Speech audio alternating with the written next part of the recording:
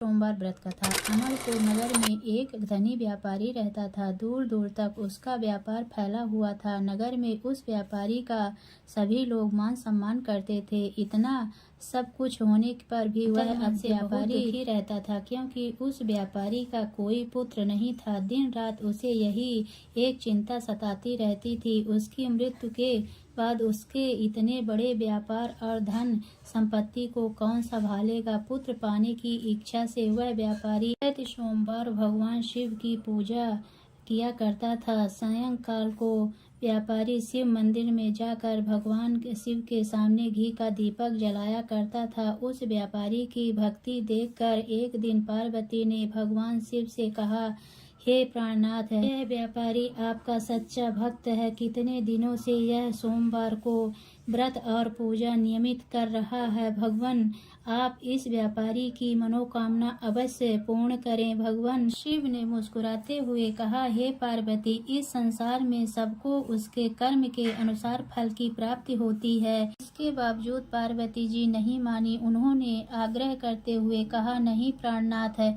आपको इस व्यापारी की इच्छा पूरी करनी होगी। यह आपका अनन्य भक्त है। प्रति सोमवार आपका विधिवत व्रत रखता है और पूजा अर्चना के बाद आपको भोग लगाकर एक समय भोजन ग्रहण करता है।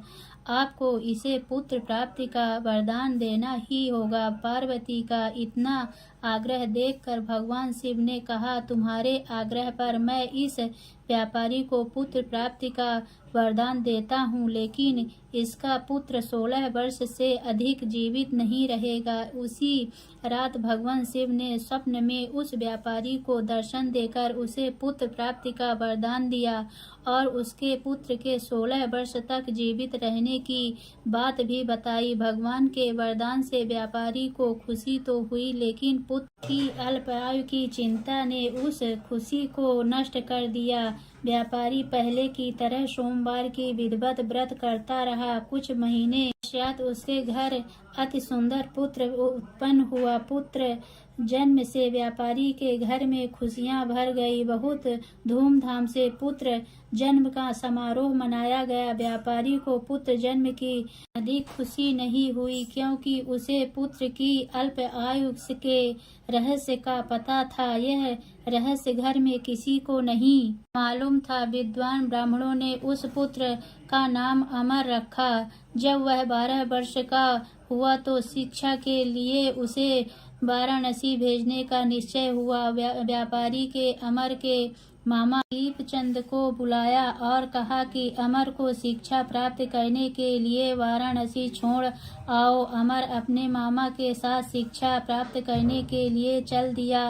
रास्ते में जहाँ भी अमर और दीपचंद रात्रि विश्राम के लिए ठहरते, वहीं यज्ञ करते और ब्राह्मणों को भोजन कराते थे। लंबी यात्रा के बाद अमर और दीपचंद एक नगर में पहुंच उस नगर के राजा की कन्या के विवाह की खुशी से पूरे नगर को सजाया गया था।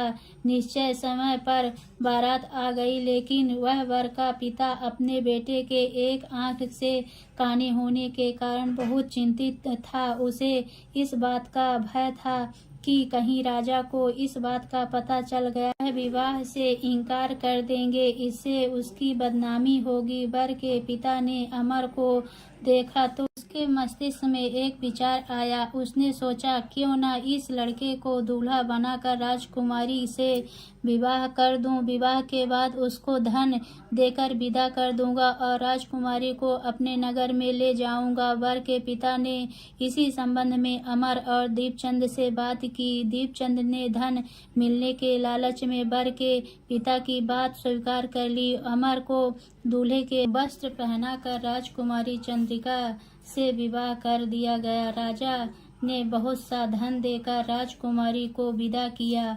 अमर जब लौट रहा था तो सच नहीं छिपा पा सका और उसने राजकुमारी को ओढ़नी पर लिख दिया, राजकुमारी चंद्रिका, तुम्हारा विवाह तो मेरे साथ हुआ था। मैं तो वाराणसी में शिक्षा प्राप्त करने जा रहा हूँ। अब तुम्हारे जिस नवयुवती पत्नी बनना पड़ेगा वह काना है। जब राजकुमारी ने अपनी ओढ़नी पर लिखा हुआ पढ़ा तो उसने काने लड़के के साथ जाने से इनकार कर दिया। राजा ने सब बातें जाकर राजकुमारी को महल में रख लिया। इधर अमर अपने मामा दीपचंद के साथ वाराणसी पहुंच गया। अमर ने गुरुकुल में जाकर पढ़ाई शुरू कर दी। जब अमर की आयु 16 वर्ष पूरी हुई तो उसने एक यज्ञ किया।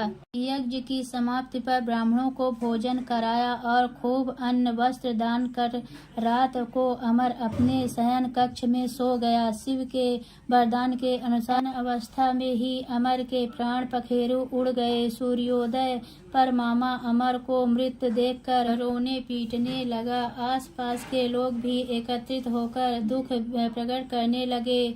मामा के रोने विलाप करने ईश्वर समीप गुजरते हुए भगवान शिव और माता पार्वती ने भी सुने। पार्वती जी ने भगवान से कहा, प्राणनाथ, मुझसे इसके रोने की स्वर सहन नहीं हो रही, आप इस व्यक्ति के कष्ट अवश्य दूर करें। भगवान शिव ने पार्वती जी के साथ अदृश्य रूप से समीप जाकर अमर को देखा तो पार्वती जी से बोले, पार्वती जी, यह तो उसी व्यापारी का पुत्र है। मैंने उसे 16 वर्ष की आयु का वरदान दिया था, इसका आयु तो पूरी हो गई। पार्वती जी ने फिर भगवान शिव से निवेदन किया, हे प्राणनाथ, आप इस लड़के को जीवित कर, नहीं तो इसके माता पिता पुत्र वियोग में प्राण दे देंगे।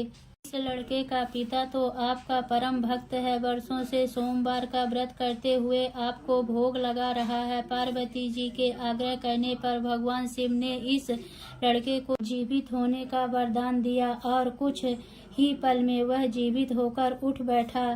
शिक्षा समाप्त करके अमर मामा के साथ अपने नगर की ओर चल दिया। दोनों चलते हुए उसी नगर में पहुँचे जहाँ अमर का विवाह हुआ था। उस नगर में भी अमर ने यज्ञ का आयोजन किया। समीप से गुजरते हुए नगर के राजा ने यज्ञ का आयोजन देखा।